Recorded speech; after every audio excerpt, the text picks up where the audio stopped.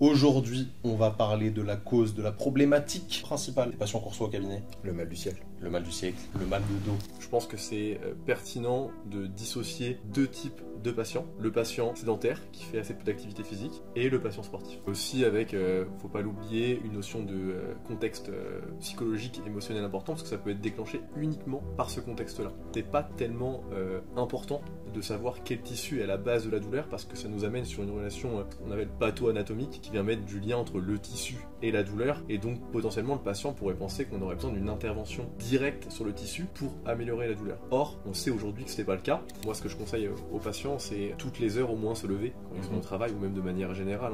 Des niveaux de sommeil bas vont entraîner des niveaux de sensibilisation beaucoup plus hauts au niveau de douleur.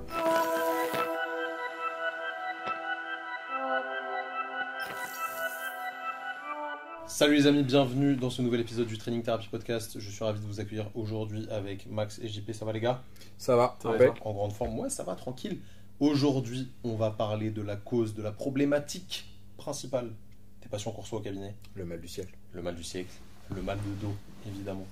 Pourquoi on se fait mal au dos, les gars? C'est vraiment une question qui existe depuis des lustres. Est-ce qu'on a la réponse à cette problématique? Ouais, complètement.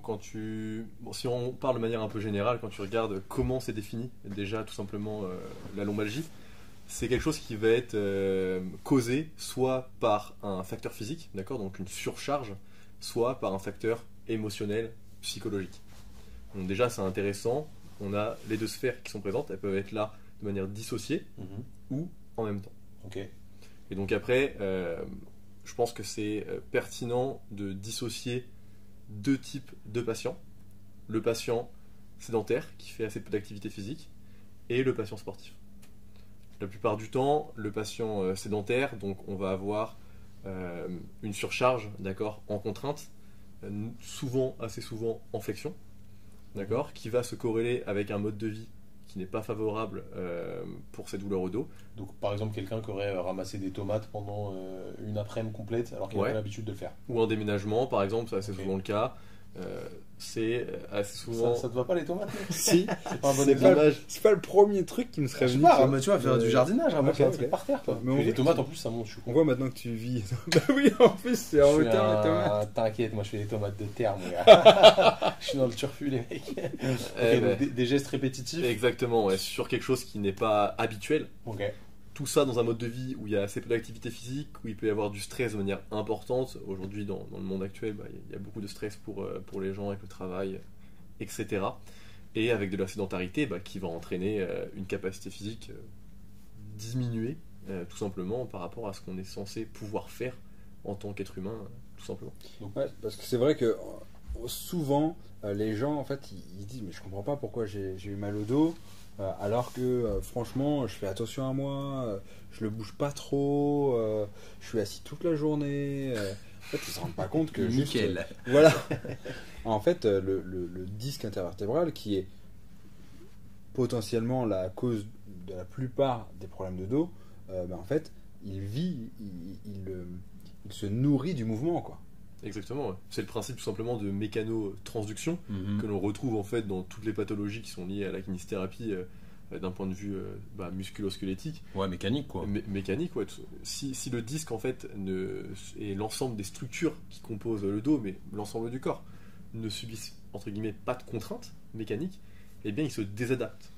Et donc il se désadapte après à bouger, à porter des charges, et donc une fois qu'on s'y recontraint, et c'est là où potentiellement il peut y avoir des douleurs. Moi je me souviens d'un patient qui était venu me voir et il m'a dit franchement je fais méga gaffe, je fais très très attention. Il était allé voir déjà plusieurs thérapeutes et en fait lui il avait un problème en flexion. Donc ça tombe dans ce que tu disais et il me dit vraiment je fais super gaffe à chaque fois que je dois me baisser, je plie les genoux, je garde mon dos hyper droit et là pour une fois je me suis baissé pour brancher mon chargeur à une prise. Et l'imbrago, direct. En fait, j'étais tellement désadapté à la flexion, vu qu'il en fait jamais, que juste ça l'a fusillé, quoi. Exactement. Ok. Et ça, c'est terrible, en fait, parce que c'est le serpent qui se mord la queue. On l'a rendu aussi très sédentaire et on l'a mis dans une position où il était plus capable de rien, quoi. Donc au final, c'est vraiment une histoire de capacité, de désadaptation potentiellement vis-à-vis du mouvement.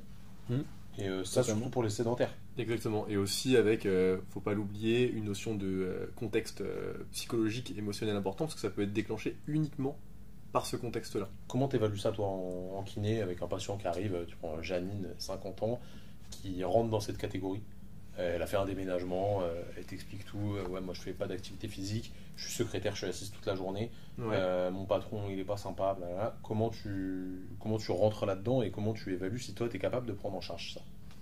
Alors si c'est en lien plutôt avec le mouvement, avec l'activité physique, avec la sédentarité, donc là, clairement, ça va répondre à mes compétences. Si c'est plutôt en lien donc, avec l'aspect psychologique, le stress, donc là, il y a des questionnaires qui sont relativement simples à mettre en place. Là, comme ça, je pense notamment au PSC. C'est un questionnaire assez rapide en 5 minutes qui permet d'évaluer le niveau de stress de la personne. Et donc après, on obtient un score sur 40 de mémoire qui te permet d'avoir le niveau de stress. Et donc, en fonction de ça, si c'est le principal élément et que dans mon anamnèse je trouve pas trop d'éléments en lien avec autre chose, je vais pas être la personne la plus à même, le professionnel de santé le plus à même de traiter ça, et donc je vais pouvoir potentiellement orienter vers quelqu'un de plus compétent par rapport à cette problématique. Ok, très stylé. Donc tu repasses la balle si jamais il y a besoin. Tu es capable de savoir rapidement si les drapeaux jaunes sont trop importants vis-à-vis de ce que tu peux faire d'un point de vue kinésithérapie, thérapie par le mouvement. C'est ça, parce que des fois, même s'il y a quand même un problème mécanique, le fait qu'il y ait trop de drapeaux jaunes à côté, ça va aller à l'encontre de ce que l'on proposait nous en kiné, et donc en fait, il va tout simplement rien se passer. Et donc des fois, ça peut être intéressant de commencer par ce travail-là. Et j'écoutais un truc la dernière fois, j'ai pas les études en tête, mais c'était quelqu'un de sérieux qui parlait de ça, donc je peux lui accorder ma confiance. Il me semble qu'on a de plus en plus de données qui montrent que, au final, tout ce qui est lombalgie, cervicalgie, etc., ça arrive suite à un élément déclenchant, mais c'est pas forcément immédiat après, et ça peut être entre 3 et 6 semaines post-élément déclenchant, et du coup, les gens, en fait, n'ont pas forcément... vous vous êtes fait mal sur quel mouvement? Je sais pas. C'est venu petit à petit, et si tu remontes 3 à 6 semaines avant, en fait, il y a eu un mouvement sur lequel ils étaient intolérants, qui a déclenché potentiellement cette douleur, mais elle est la plupart du temps pas immédiate. D'accord. Donc c'est assez intéressant, faudrait que je recherche un peu plus de littérature là-dessus, mais ça paraît être en train de sortir actuellement, donc c'est pas mal, ça nous permet un peu de se dédouaner du fait qu'on ne trouve pas forcément chez tous les patients un mouvement problématique qui nous oriente souvent sur le diagnostic et qui nous facilite les choses. Donc vous avez parlé du disque tout à l'heure, est-ce qu'on peut avoir d'autres tissus qui sont vecteurs de douleur?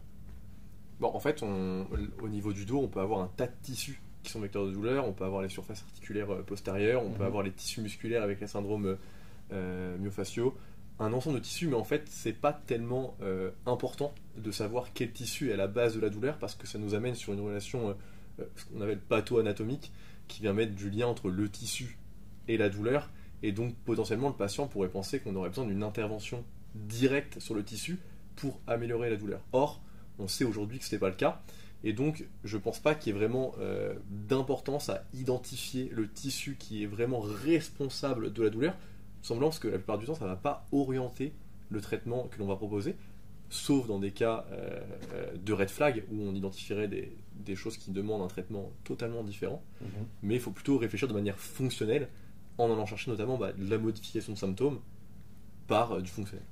Ok, donc par exemple l'approche Mackenzie...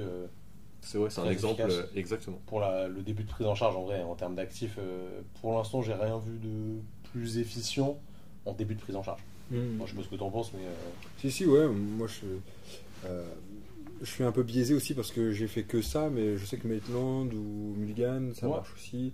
Ce genre de... En fait, ces théories-là, enfin... Ces méthodes de travail-là, elles reposent toutes sur les mêmes piliers, sur les mêmes réflexions, sur le même raisonnement clinique. Donc en fait, à chaque fois, ça se rejoint et ça prend en charge exactement comme Max vient de l'expliquer. Ok, donc pour faire simple, sur un patient sédentaire inactif, une lombalgie, c'est souvent dû à une intolérance dans une direction spécifique, souvent la flexion, associée à des facteurs contextuels de stress, de fatigue, de kinésiophobie potentiellement aussi, on n'en a pas parlé mais ça peut rentrer, et en fait tout ça il faut évaluer chaque marqueur et voir sur lesquels tu peux jouer, si j'ai bien capté. Exactement, c'est très bien résumé. Ok, moi ce que j'aime bien faire dans ce genre de problématique, c'est souvent dessiner des bulles, tu vois, avec des volumes différents, me dire là l'aspect mécanique il est très important, donc effectivement en kiné je vais être ultra efficace, Par contre, mon aspect stress, il va être petit. Et à l'inverse, des fois, tu vas avoir des patients, comme on disait tout à l'heure, qui vont avoir un aspect stress très important. Exemple, ils ont mal que au travail, dans certaines conditions. Et là-dessus, bah, toi, en kiné, peut-être tu peux l'éduquer, discuter avec lui, etc. Mais tu auras beau faire tous les exercices du monde, ce ne sera pas vraiment ça, la base du traitement. Ce sera plus l'éducation, le fait de lui faire comprendre que potentiellement son stress peut jouer, etc. Et si tu arrives à l'accompagner là-dessus, bah, c'est magnifique, mais c'est pas forcément simple. Donc l'histoire des bulles, moi je trouve ça sympa, tu vois, ça te permet de manière subjective de voir sur Ouais, quoi de tu peux visualiser jouer. sur quoi Carrément. il faut mettre son énergie, quoi. Et aussi te dire que des fois, bah, si ça fonctionne pas, c'est pas ta faute directement, c'est parce qu'il y a des facteurs qui sont plus forts que toi dans des contextes particuliers. Donc ça, c'était pour le cas du patient sédentaire inactif, qui représente en réalité la majorité de nos patients, hein, faut pas se mentir. Maintenant, chez le sportif, c'est quoi la spécificité de la lombalgie? Alors, la spécificité de la lombalgie, on va avoir très souvent une contrainte qui va être supérieure à la capacité du sportif à tolérer cette contrainte. Ok. Soit ça va être une augmentation de la contrainte par rapport à d'habitude, donc par exemple quelqu'un qui va augmenter sa charge sur ses séries de squats ou sur son soulevé de terre, ou qui va peut-être descendre un petit peu plus bas sur le squat, ça peut arriver, sur le squat, pardon, ça peut arriver.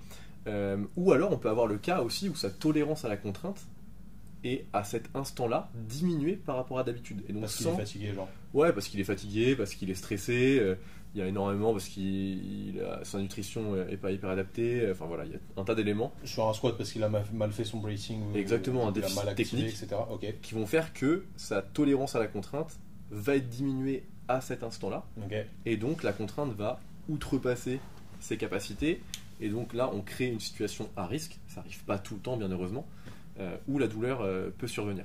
Ça c'est le cas principal, et après ça peut être aussi favorisé par un contexte qui est assez présent aujourd'hui. Ça va être le cas où le sportif est sédentaire dans la journée, donc il va rester la plupart du temps assis, et après le soir il va aller par exemple faire sa séance de crossfit, et ne pas avoir un échauffement suffisamment poussé qui va le préparer en fait à passer d'un état quasi passif dans la journée en flexion à un état où il va se mobiliser dans toutes les directions avec de la vitesse, avec de la charge. Ok. Donc il faut vraiment qu'il y ait cette phase préparatoire pour essayer de chanter un petit peu les effets négatifs de la sédentarité, Ouais. qui sont en réalité, tu peux pas vraiment les effacer. En soi, la sédentarité, il faut la casser au maximum dans la journée, et si tu peux être un petit peu debout, marcher régulièrement, c'est quand même mieux. C'est l'idéal. C'est l'idéal. Ouais. Ouais, parce que c'est vrai que c'est compliqué, en fait. Tu passes 90% de ton temps éveillé à être sédentaire, Mhm. et 10%... Tu te tartines comme... Voilà. C'est un truc qui est pas forcément normal pour l'humain de faire des squats à 200 kg, etc. Ouais, très Il clairement. n'y a pas de juste milieu. C'est ça. Et les patients, ils ont du mal à comprendre que tu peux difficilement passer d'un état à l'autre sans t'abîmer. Moi, je me souviens de plusieurs patients qui me disaient, mais je comprends pas, je fais du sport pourtant. Bah ouais, mais en fait, si tu prends toute ta journée, pour 90% du temps, tu es assis.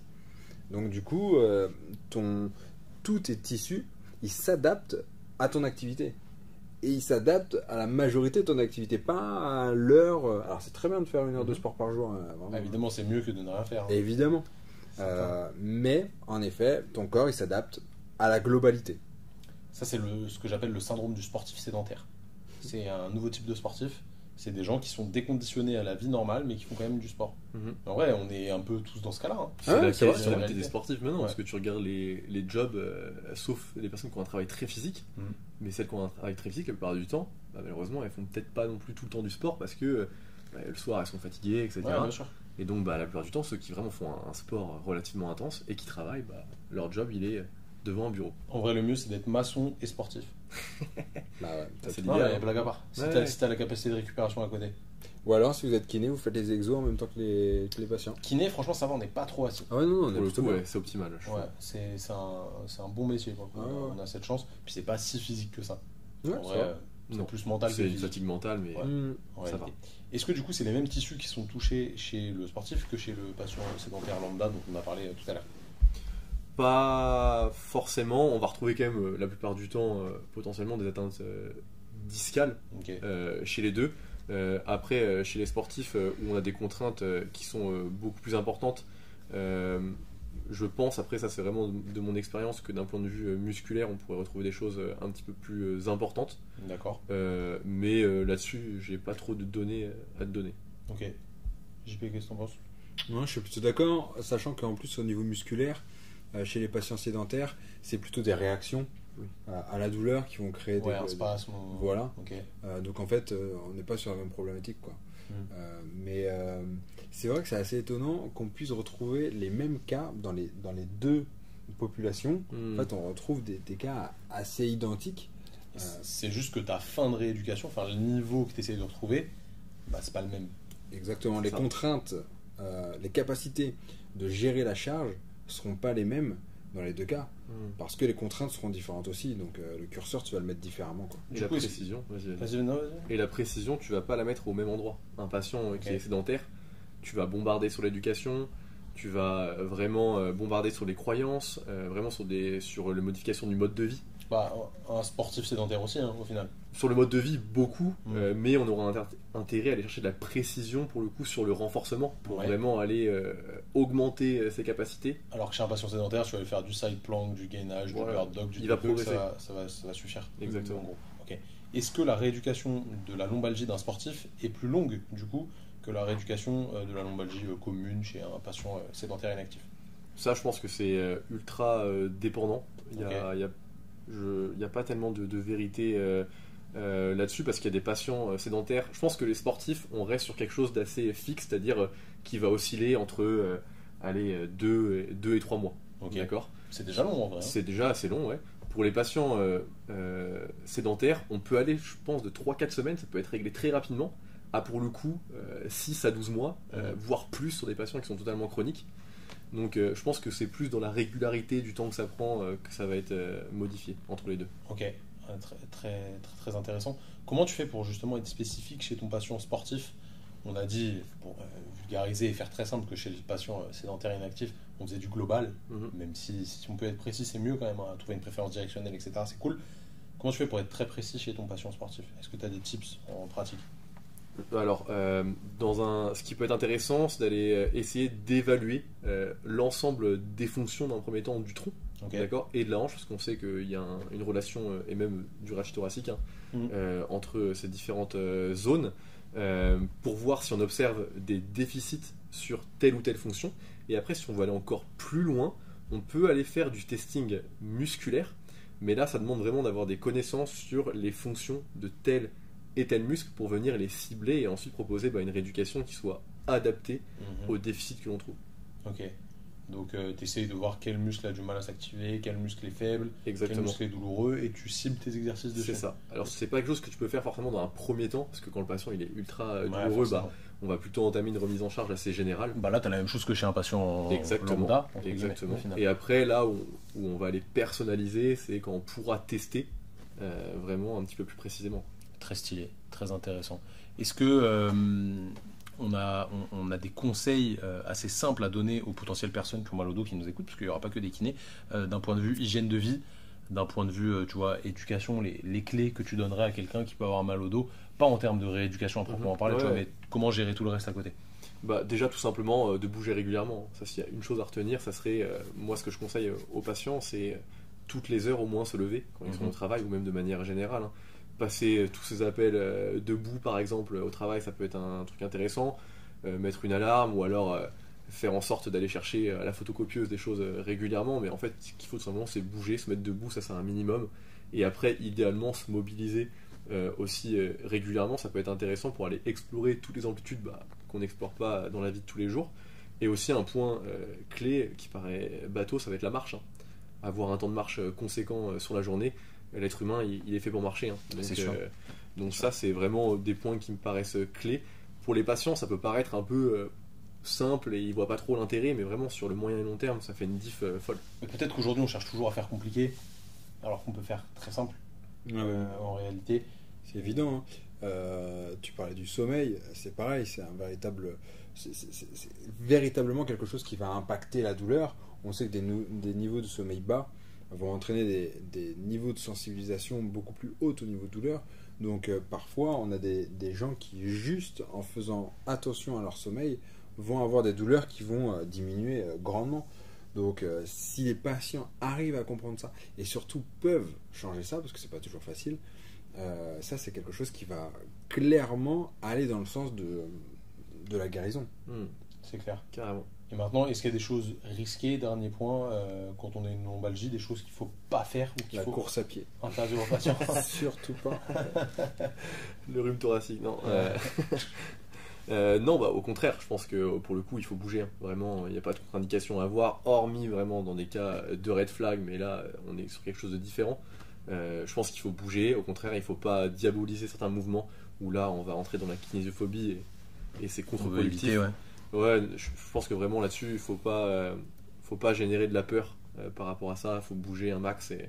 Parce qu'encore une fois, la plupart du temps, comme vous l'avez dit tous les deux, il n'y a pas à proprement parler de lésions majeures, tant que tu as exclu tes red flags, qui devraient t'empêcher de bouger. Après, quand tu as un spasme musculaire réflexe pour protéger la zone, franchement, ça fait mal de ouf. Ouais, bien Ça sûr. fait mal de ouf, du coup, tu es auto-limité Bien sûr. en soi.